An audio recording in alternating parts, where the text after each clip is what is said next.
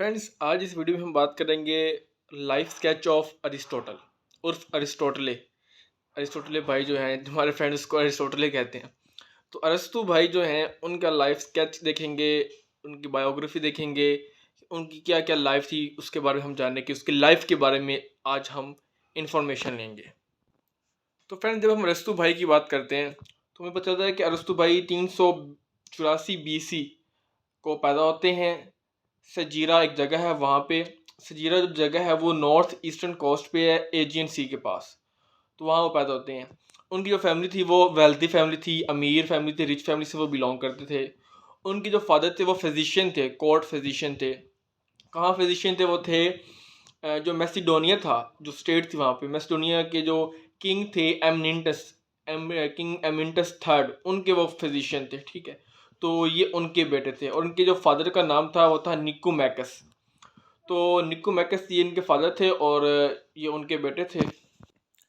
Next friend, जो Aristotle थे, उनका एक लॉन्ग लास्टिंग इंटरेस्ट था मेडिसिन के अंदर और बायोलॉजी के अंदर। उनको फादर ऑफ बायोलॉजी भी कहा जाता है, मीन्स उन्होंने काफ़ी रिसर्च किया, इस काम किया बायोलॉजी के अंदर। नेक्स्ट फ्रेंड्स ये है कि वो शुरू से ही प्रिपेयर थी, मीन्स उनके जो इन्वायरमेंट था, चाइल्डहुड था, उसमें ही वो जो थे ना, फ़िलासफ़ी की स्टडी करना, या उनके फादर जैसे फिजिशियन थे तो वहीं से उनका इंटरेस्ट डेवलप हो गया था। तो इस वजह से वहीं से उनकी जो है ना, वो समझ लें कि उनका अपने आप को वो प्रिपेयर कर रहे थे। नेक्स्ट फ्रेंड्स, अगर हम अरिस्टोटल की पर्सनैलिटी के बारे में बात करें तो इतना ज़्यादा कुछ नहीं लिखा गया। कहा जाता है कि अरिस्टोटल जो थे उनका एक सेंस ऑफ ह्यूमर था। इसके अलावा वो एक अच्छे स्पीकर थे, गुड स्पीकर थे। और इसके अलावा कन्वर्सेशन में उनके काफ़ी परसुएसिव थे, परसुएशन पावर थी उनकी कन्वर्सेशन के अंदर ना। तो ये उसके बारे में कहा जाता है। नेक्स्ट ये है कि फ्रेंड्स, काफ़ी मतलब स्टोरीज है उनके रिलेटेड जो है वो बनी हुई है। एक स्टोरी ये भी है कि वो अपनी सेल्फ इंटेलिजेंस के लिए, सेटिस्फेक्शन के लिए, उन्होंने अपनी सारी जो वेल्थ थी उसको वेस्ट कर दिया। और उसके बाद उन्होंने उनको जो है आर्मी जो है मैसिडोनियन या दूसरी, उस आर्मी को ज्वाइन करना पड़ा ताकि वो स्टारवेशन से बच सके। तो इस तरह के डिफरेंट जो है स्टोरीज वो लिंक की जाती हैं। नेक्स्ट फ्रेंड्स, जब अरिस्टोटल 17 ईयर्स ऑफ ओल्ड होते हैं, 17 साल की उम्र जब उनकी होती है इन 367 BC को, तो तब वो प्लेटो की जो एकेडमी है उसको ज्वाइन कर लेते हैं। और उस एकेडमी में वो 20 ईयर्स तक रहते हैं प्लेटो के अंडर। मतलब 20 साल तक वो उस एकेडमी का पार्ट रहते हैं और वहाँ से लर्निंग करते हैं, सीखते हैं, ताकि वो स्टूडेंट बन सकें प्लेटो के। और फिर प्लेटो की डेथ के बाद, प्लेटो की जब डेथ हो जाती है तो उसके बाद वो फिर जो एकेडमी है उसको लीव कर देते हैं। मीन्स वो जो उनकी थी ना, एक इंस्टीट्यूशन, उसका नाम था द एकेडमी। तो वो उनकी एकेडमी को फिर वो लीव कर देते हैं। फिर उसके बाद वो अपनी एकेडमी बनाते हैं जिनको लाइसियम का नाम दिया जाता है। ठीक, उसकी भी हम बात करेंगे। तो जब प्लेटो की डेथ हो जाती है तो उसके बाद वो एकेडमी जो थी उनकी प्लेटो की, उनको वो लीव कर देते हैं। अब फ्रेंड्स, जब प्लेटो की डेथ हो जाती है तो उसके बाद इशू अराइज होता है कि उसकी सक्सेशन कौन करे, उसके बाद कौन सक्सीड करे, एकेडमी को कौन ऑन करे। तो काफ़ी समझने के कॉम्प्लिकेशंस आती हैं, उसमें डिफरेंट कैंडिडेट्स होते हैं। एक तो ये थे अरिस्टोटल थे, इसके साथ हमारे पास सोसिपस थे। सोसिपस जो थे ना, वो प्लेटो के नेफ्यू थे। ठीक है, तो वो भी होते हैं। इसके साथ जेनोक्रेटस, जीनोक्रेट्स, हाँ जीनोक्रेट्स वो थे। तो एट द एंड ये होता है कि जो सूसीपस होता है उनको एकेडमी की जो थी सक्सेशन मिल जाती है, क्योंकि वो फिर एकेडमी को रन करते हैं, वो ऑन करते हैं। क्योंकि जो सूसीपस थे वो उनकी फैमिली के मेंबर्स थे, तो प्रायोरिटी दी जाती है कि फैमिली के मेंबर को दी जाए। और अगर लॉयल्टी की बात करते हैं, लॉयल्टी की बेस पे एकेडमी को ऑनरशिप दी जाती, तो फिर उसको दी जानी थी जेनोक्रेट्स को, क्योंकि जेनोक्रेट्स काफ़ी एडहेरेंट था प्लेटो का, बहुत ज़्यादा फॉलोअर था। और उनकी थ्योरीज को काफ़ी हद तक उसको वो एक्सेप्ट करता था और फॉलो करता था। जबकि जो सुसीपस थे, जो कि नेफ्यू था प्लेटो का, वो उसने आइडियाज़ को रिजेक्ट किया था। और इस तरह अरिस्टोटल के भी कुछ क्रिटिसिज्म थे। तो इस हिसाब से जो अकेडमी होती है फिर उसको कौन ऑन करता है, उनको रन करते हैं सुसीपस, जो कि प्लेटो के नेफ्यू होते हैं। इसके बाद फ्रेंड्स ये भी स्पेकुलेट किया जा रहा था कि जो है ना, फैमिली का जो प्रॉपर्टी वो फैमिली के अंदर है नहीं चाहिए, क्योंकि एकेडमी एक जगह थी ना, तो प्रॉपर्टी वगैरह तो उसमें ही रहनी चाहिए। और लीगल जो हैसल्स हैं, जो लीगल जो होता है उसकी प्रॉपर्टी के वो जो इश्यूज हैं वो ना हो। बट ये जो आइडिया था, मतलब ये जो बात, ये भी रॉन्ग प्रूव होती है, क्योंकि इसके बाद जब सुसिपस की डेथ होती है तो उसके बाद जो जीनोक्रेट्स है वो एकेडमी को ऑन कर लेते हैं, वो एकेडमी को चलाने लग जाते हैं। ठीक है, क्योंकि इसमें ये कहते थे कि जो जो पहले जो था, मतलब ये समझा जाता था कि जो अकेडमी है उनको नॉन जो एथेनियंस हैं, नॉन एथन के जो लोग नहीं है उनको नहीं देनी चाहिए, ये पॉइंट ऑफ व्यू था। क्योंकि जो जेनोक्रेट था और जो अरिस्टोटल था वो एथन से नहीं था, ठीक है। जो सोक्रेटिस था वो भी एथन से था और जो प्लेटो था वो भी एथन से था, लेकिन जो अरिस्टोटल था वो एथन से नहीं था, ठीक है, वो एथन की स्टेट से नहीं था। तो इस वजह से ये पॉइंट ऑफ व्यू था या एक तरह का ओपिनियन था कि वहाँ पे नॉन एथेंस को ट्रांसफ़र नहीं करनी है एकेडमी। लेकिन जब सुसिपस की डेथ होती है तो उसके बाद जो एकेडमी होती है वो फिर किसको दी जाती है, जेनोक्रेट्स को दे दी जाती है, ठीक है फ्रेंड्स। और उसके बाद अब पता चलता है कि थे जो अरिस्टोटल थे वो एकेडमी को लीव कर देते क्योंकि प्लेटो की डेथ हो जाती है। और जो सुसिपस जो प्लेटो का नेफ्यू था उसके साथ उसके इतने रिलेशन अच्छे नहीं होते, स्ट्रॉन्ग नहीं होते। तो इसके बाद वो जो होता है वो एकेडमी को लीव कर देता है। तो फ्रेंड्स जब वो एकेडमी को लीव करता है इसके बाद वो जो एथन था उसको भी लीव कर देता है, क्योंकि एथन के अंदर काफ़ी जो एंटी मैसिडोनियन जो थी ना फीलिंग्स थी, मतलब मींस एथेंस के लोग काफ़ी उनका हेट करते थे मैसिडोनियन को, मैसिडन की जो लोग थे उनको, क्योंकि आपको पता है कि इसका जो फादर था अरिस्टोटल का वो मैसिडोनियन किंग का फिजिशियन था। तो इस वजह से जो थे ना वो लोग इसको मैसिडोनियन को हेट करते थे, क्योंकि मैसिडोनियन को पता है कि वो जो किंग अलेक्जेंडर आता है वो फिर का सबको इन्वेड करता और कंकर करता, तो इस वजह से वो जो इश्यूज थे स्टेट के वो काफ़ी ज़्यादा थे। तो ये मैसिडोनियन से था, तो इसमें जो एथेन वाले थे उनके अंदर एंटी मैसिडोनियन फीलिंग्स थी। तो इस वजह से और जो एरिस्टोटल था उनके लिंक थे काफ़ी ज़्यादा मैसिडन के साथ, मैसिडोन स्टेट के साथ। तो इस वजह से फिर वो जो एरिस्टोटल होते हैं वो एथेंस को लीव कर देते हैं, एकेडमी को भी लीव कर देते हैं और उसके साथ जो एथेंस सिटी था, वो जो सिटी स्टेट थी, जो स्टेट बनी हुई थी, उसको भी वो लीव कर देते हैं। इसके बाद फ्रेंड्स जब वो मैसिडोन जाते हैं तो उनको अपने एक ओल्ड फ्रेंड से मिलते हैं और जो कि एक एक्टिव पॉलिटिशियन भी होते हैं। और वो जो उनका ओल्ड फ्रेंड होता है, एक्टिव पॉलिटिशियन होता है, हिपियस उसका नाम होता है। तो हिपियस की जो नीस होती है उसके साथ वो शादी करते हैं अरिस्टोटल। और इसके बाद 343 को 343 बीसी को क्या होता है कि अरिस्टोटल को ऑफर मिलती है जो मैसिडन का जो फिलिप होता है, किंग होता है, उसकी तरफ से कि आप जो है उनकी जो 14 ईयर्स ओल्ड जो सन है अलेक्जेंडर को, उसको ट्यूटर करें, उसको टीच करें, उनको पढ़ाएं, उनको ट्रेनिंग दें, उनकी कोचिंग करें। तो इस तरह के वो उस ऑफर को एक्सेप्ट कर लेते हैं और अलेक्जेंडर की ट्रेनिंग स्टार्ट कर देते हैं, जो कि प्रिंस था मैसिडोन का, ठीक है।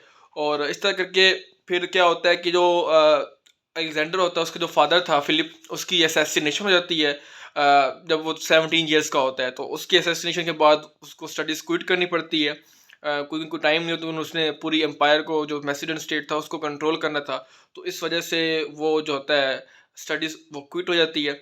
और इस तरह करके जो एथेंस होता है, मीन्स वो जो अरिस्टोटल होता है वो भी फिर पढ़ाना छोड़ देता है। इसके बाद अरिस्टोटल वापस जाता है एथेंस में, ठीक है, वो उस तरफ चला जाता है।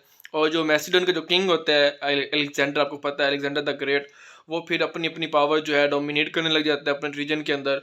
और इसके बाद वो अपनी एम्पायर जो होती है वो इस्टेब्लिश करता है। और उसकी एम्पायर के अंदर, उसकी सल्तनत के अंदर काफ़ी ग्रीक सिटीज़ को भी वो कंकर कर लेता है और वो भी उसकी शेडो के अंदर आ जाती हैं, जिसमें एथन भी होता है। वो मैसिडोन का जो किंग होता है अलेक्जेंडर द ग्रेट, वो मैसिडोन का जो किंग होता है वो एथन को भी कंकर कर लेता है, उसका भी कंकरर बन जाता है।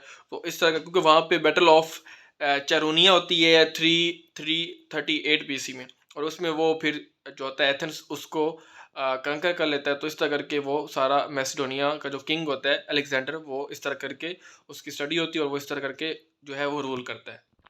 इसके बाद फ्रेंड्स अब वो मैसिडोनियन का जो किंग था उसने रूल कर लिया, ठीक है, एथेंस को भी कंकर कर लिया। अब जो वो एरिस्टोटल थे वो तो एथेंस में आ गए थे। अब दोबारा से वो ट्राई करते हैं, तो एथेन की जो आपको पता था अकेडमी था उसको हेड करने के लिए उसको फिर अपॉर्चुनिटी नहीं मिलती, डिनाई कर दी जाता है। तो he was denied to head the academy जो कि प्लेटो ने एस्टेब्लिश की थी। तो उसके बाद वो फिर एक अपना स्कूल बना लेते हैं, अपना एक स्कूल इस्टेब्लिश करते हैं और उसका नाम होता है लाइसियम, LYCEUM। तो लाइसियम अपना एक स्कूल वो इस्टेब्लिश कर लेते हैं और फिर वहाँ पे वो अपनी टीचिंग स्टार्ट कर देते हैं।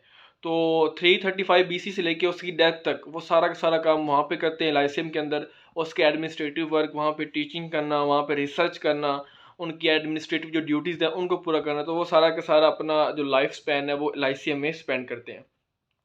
लाइसियम एक जो था वो एक इंस्टीट्यूशन था, वो स्कूल से भी ज़्यादा इंपॉर्टेंट था, लाइक यूनिवर्सिटी से यूनिवर्सिटी की तरह था या उससे भी कुछ ज़्यादा ही इम्पोर्टेंट था, क्योंकि उसमें इस तरह होता था कि वो एक पब्लिक जो से था लेजर सेंटर था, मींस वहाँ पे लोग आते थे, डिस्कशन करते थे। और अरिस्टोटल जो था वो अपने लेक्चर डिलीवर करता था मॉर्निंग के अंदर। उसके जो पपिल्स थे, जो उसके चूजन स्टूडेंट्स थे, उनको वो लेक्चर डिलीवर करता था, उनके साथ डिस्कशन करता था मॉर्निंग के अंदर। और इवनिंग्स में ये होता था कि वो जो जनरल पब्लिक होती है, जो आम आवाम होती है, कॉमन मैस, उनके अपने जो लेक्चर डिलीवर करता था। तो ये एक तरह का इनफॉर्मल स्कूल था। तो इस वजह से वहाँ पे कोई एग्जामिनेशन नहीं होते थे, कोई एग्ज़ाम वगैरह, कोई डिग्री, कोई सिलेबस, कोई ऑफिशियल इनरोलमेंट या फीस रजिस्ट्रेशन वगैरह का प्रोसेस नहीं होता था। इसके बाद फ्रेंड्स जो होता है अरिस्टोटल, वो अपनी डिग्री कंप्लीट करता है या स्टडीज़ करता है। डिग्री तो अपनी स्टडीज़ करता है हिस्ट्री के अंदर और बायोलॉजी के अंदर, ठीक है। और उसके पास काफ़ी बायोलॉजिकल स्पेसिमेन वो कलेक्ट कर लेता है, मतलब बायोलॉजिकल जो होते हैं और ऑर्गेनिजम्स या वो जो सैंपल्स होते हैं, ठीक है, वो जो स्पीशीज़ होती है उनको कलेक्ट करता है। और इसमें उसके जो स्टूडेंट्स होते हैं वो उसको काफ़ी हेल्प प्रोवाइड करते हैं, जिसमें उनका स्टूडेंट में अलेक्जेंडर भी था, वो भी काफ़ी असिस्टेंस देता है, एड करता है अरिस्टोटल को। और उसके जो स्टूडेंट्स थे वो काफ़ी उसको हेल्प करते हैं रिसर्च मटेरियल को कलेक्ट करने में और रिसर्च मटेरियल को कंपाइल करने में। तो इस तरह को काफ़ी जो है ना हेल्प हो जाती है अरिस्टोटल को।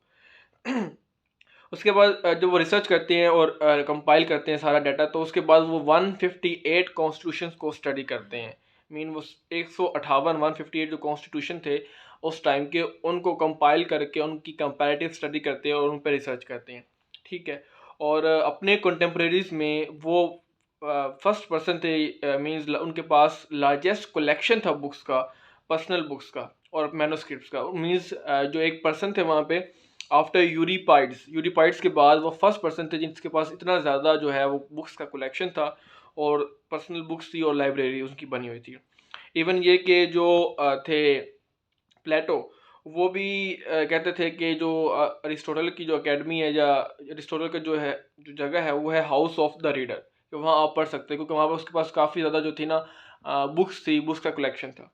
तो इस तरह करके वो अरिस्टोटल पहले पर्सन थे, फर्स्ट पर्सन था वो, जिसने क्लासिफिकेशन की थी लाइब्रेरी की। मीन्स उसको क्लासीफाई के डिफरेंट बुक्स की क्लासिफिकेशन की और प्रिंसिपल्स डाले लाइब्रेरी के कौन कौन से प्रिंसिपल्स होते हैं, लॉज, रूल्स, रेगुलेशंस, वो उसने डिफाइन किए। इसके बाद फ्रेंड्स हमें ये पता चलता है कि जो अरिस्टोटल के जो रिलेशन थे अलेक्जेंडर के साथ, वो काफ़ी स्ट्रेन होना स्टार्ट हो जाते हैं, वीक होना स्टार्ट हो जाते हैं, क्योंकि और उसके बाद 326 BC में वो रिलेशन टूट भी जाते हैं। क्योंकि इसकी रीज़न ये थी कि उनके जो फ्रेंड था अरिस्टोटल का, जिसका नाम कैलिस्थीन जो है उसका नाम था, कैलिस्थीन। तो वो उसने जो कि अरिस्टोटल का काफ़ी क्लोज फ्रेंड था, उसने कहा था कि जो अलेक्जेंडर है उस पर इल्ज़ाम लगाया, एलिगेशन लगाई कि जो अलेक्जेंडर है वो एक मोनार्क है, ओरिएंटल मोनार्क है। जिस वजह से कैलिस्थीन जो थे, एथन जिस तरह होता है उस तरह कैलिस्थन को इम्प्रिजन किया गया, मीन उसको जेल में डाला गया। उसके बाद उसको उसकी असैसिनेशन हो गई, उसको किल कर दिया गया। तो इस तरह करके उसके फ्रेंड का ये जो है वो हाल होता है। चांसेस है कि अरिस्टोटल के साथ भी वही हो, बट जो अलेक्जेंडर थे वो काफ़ी बिजी हो जाते हैं, ठीक है, वो क्योंकि वो रूलर थे ना। तो इसके बाद जो होते हैं अलेक्जेंडर, वो इंडिया को इन्वेड करने में बिजी हो जाते हैं, उनको वो उसके ऊपर बाकी जो काम होते हैं रूल्स के वो उसमें बिजी हो जाते हैं। इसके बाद फ्रेंड्स जो अरिस्टोटल की जो पोजीशन थी एथन के अंदर, वो काफ़ी प्रीकैरियस हो जाती है, डेंजरस हो जाती है, क्योंकि एथन के अंदर ये कंसिडर किया जाता है कि जो है अरिस्टोटल है वो एक प्रो मैसिडोनियन है, ठीक है। तो प्रो मैसिडोनियन फैक्शन में उसको कहा जाता है कि ये उससे बिलोंग करता है और ये रूल कर रहा है हमारे ऊपर। तो इस तरह करके उसकी जो थी ना पोजीशन, वो काफ़ी प्रीकैरियस हो गई थी, काफ़ी डेंजरस या काफ़ी उसको इशू था। क्योंकि फ्रेंड्स जो मैसिडोनिया था ना, वो बेसिकली उसका जो अम्पायर था, ठीक है, मैसिडोनिया का, जिसमें अलेक्जेंडर जिसको रूल कर रहा था, वो बेसिकली जो स्मॉल सिटी स्टेट्स थे, तो उनकी लिबर्टी और उनकी इंडिपेंडेंस को थ्रेट कर रहा था। उनकी लिबर्टी नहीं थी, फ्रीडम नहीं था उनके पास, जो कि जिस लिबर्टी के साथ, जिस इंडिपेंडेंस के साथ वो ट्रेडिशनली तौर पे जो है वो उसको चेरिश करते हैं, एक्सरसाइज करते हैं, फ्रीडम को इस्तेमाल करते हैं, तो वो नहीं कर पा रहे थे। तो उसके बाद फिर ये होता है कि अलेक्जेंडर की डेथ हो जाती है फ्रेंड्स, ठीक है, 323 BC के अंदर। और उसके बाद रिवॉल्ट होता है, रेवोल्यूशन होता है, बगावत होती है मैसिडोनियन रूल के खिलाफ। और उसके बाद जो होता है एथन के लोग वो मैसिडोनियन के अगेंस्ट वॉर डिक्लेयर कर देते हैं। तो इस तरह करके वहाँ पे जो है वॉर सिचुएशन क्रिएट हो जाती है। अब अरिस्टोटल जो थे वो एथन को लीव कर देते हैं क्योंकि वो समझते हैं कि मुझे जहाँ से छोड़ना मेरे लिए बेहतर होगा, क्योंकि एक तो उसको अपनी लाइफ का डर था कि उन एथन वाले उसको छोड़ेंगे नहीं क्योंकि वो मैसिडोनियन का से बिलोंग करता था, ठीक है, आपको पता है। और सेकंड उन्होंने ये कहा था कि क्योंकि सोक्रेटिस की डेथ हो गई थी, सोक्रेटिस ने जो क्राइम किया था वो क्राइम मैंने भी कर लिया है फिलोसफी का, तो मुझे भी वो कर सकते हैं जैसे जो हाल सुकरात का हुआ था ना, सोक्रेटिस का हुआ था। तो इस वजह से कहते हैं कि अब मुझे यहाँ से जाना ही मेरे लिए बेहतर है, तो इस वजह से वो फिर उसको लीव कर देते हैं। अब फ्रेंड्स अरिस्टोटल के काफ़ी लिंक्स भी थे अलेक्जेंडर के साथ, ठीक है, तो इशू भी थे लेकिन लिंक्स भी थे। उसके बाद जो आता है अलेक्जेंडर के बाद जो कंक्वेस्ट आता है उसके साथ भी लिंक, लेकिन उसके बावजूद अरिस्टोटल जो थे फ्रेंड्स वो इतना ज़्यादा सिटी स्टेट्स की जो कम्प्लेक्स पॉलिटिकल कम्प्लेक्सन होता है उसके साथ वो इतना नहीं थे लिंक, वो अनअवेयर थे, लाइक उनको ये इसका आइडिया नहीं था। और वो कहते थे कि एक सेल्फ गवर्निंग सिटी स्टेट होनी चाहिए, सेल्फ सफिशिएंट होनी चाहिए, वो खुद ही सारा कुछ करे, ठीक है। क्योंकि फ्रेंड्स उसके बाद जो एथन था ना वो उसका जो पीरियड था वो डिक्लाइन हो रहा था, क्योंकि जब 16 ईयर्स जो पीरियड था जब वो मैसिडोनिया ने रूल किया था एथन के ऊपर, तो उसके बाद जब उसने इनकॉर्पोरेट कर लिया था मैसिडोनिया ने सिटी स्टेट्स को अपने अंदर इनकॉर्पोरेट करके एक एम्पायर बनाई थी, तो इस तरह करके वो जो था ना डेवलपमेंट वो रुक गई थी, मतलब वो प्रोग्रेस नहीं हो रही थी और डिक्लाइन हो रहा था। क्योंकि मैसिडोनिया की जो एम्पायर था जब वो इनकॉर्पोरेट कर रहा था सिटी स्टेट्स को अपने अंदर और एम्पायर बना रहा था, तो उसमें वो ग्रीक्स और नॉन ग्रीक्स को लिंक कर रहा था, लिंक बिल्ड करने की कोशिश कर रहा था। तो उसकी वजह से फिर ये होता है कि वो जो होता है वो सारा डिस्ट्रॉय हो जाता है, इतनी ज़्यादा वो जो होती है डेवलपमेंट वो नहीं होती, ठीक है। तो ये सारा फ्रेंड्स होता है। और फ्रेंड्स लास्ट में जो पता चलता है कि जो अरिस्टोटल थे उन्होंने अपना जो लास्ट ईयर था वो योबिया अंदर एक जगह है कैलसिस, वहाँ पे स्पेंड किया, ठीक है, वहाँ स्पेंड करते हैं और उसके बाद 322 BC के अंदर वो मर जाते हैं। जब उनके मरते हैं, डेथ होती है, तो उसके वक्त उनकी जो एज होती है वो 62 होती है, और उनके फिजिशियन कहते हैं कि उनकी जो डेथ हुई है वो क्रोनिक इनडाइजेशन जो है उसकी वजह से हुई है, क्योंकि उन्होंने ओवर वर्क किया, ज़्यादा काम किया और उसकी वजह से उनको क्रोनिक इनडाइजेशन हो गई है, तो उस वजह से उनकी डेथ हुई है। तो 62 ईयर्स की एज में अरिस्टोटल की डेथ हो जाती है। तो फ्रेंड्स ये था हमारा सारा कुछ अरिस्टोटल के बारे में, अरिस्टोटल की बर्थ से लेके उसकी डेथ तक उसकी सारी स्टोरी, उसकी बायोग्राफी, उसका life sketch. Hope so you have understood. अगर फ्रेंड्स वीडियो अच्छी लगे तो हमारे चैनल को सब्सक्राइब कर दें। Till then good bye.